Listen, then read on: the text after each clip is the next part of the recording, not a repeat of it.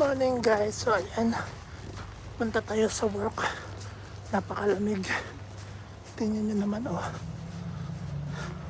Diba?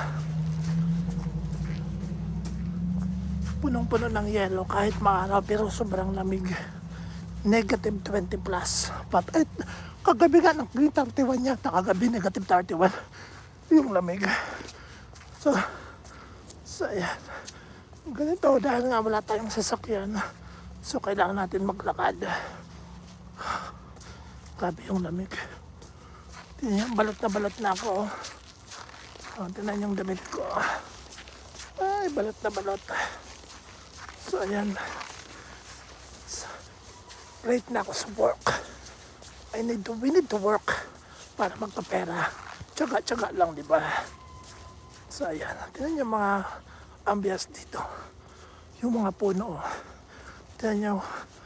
Kung tutusin yung mga puno parang patay na. Pero pagdating ng summer, buhay na buhay pa sila. So ayan. Nakikita nyo, parang ako lang yung tao dito na naglalakad. Kasi ako lang yung nakikita na ito naglalakad kasi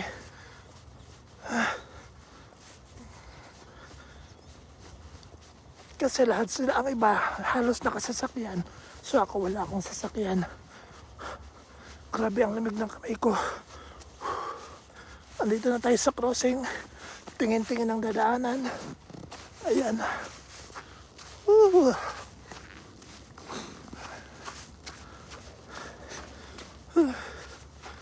Ayan.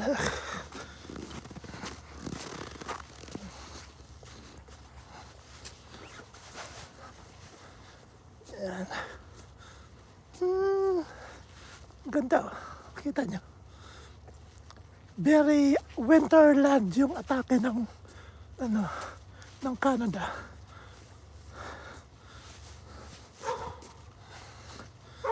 Ayan na, may aso. Oh my God. May aso.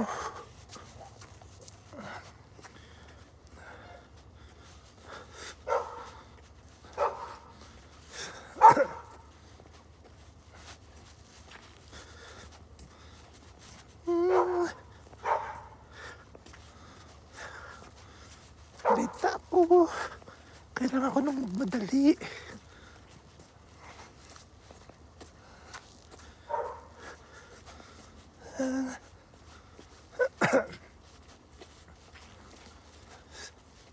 Lamig na ng kamay ko.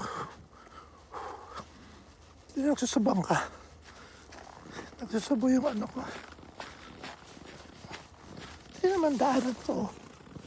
Ayan. Ayan. Ilipat ko naman yung kamay ko sa kabila. Yan. Kasi sakit na ng kamay ng kabila. Dahil sa yelo. Hindi ko nadala yung gloves ko. Ayan. So, lakad muna ako. Thank you guys.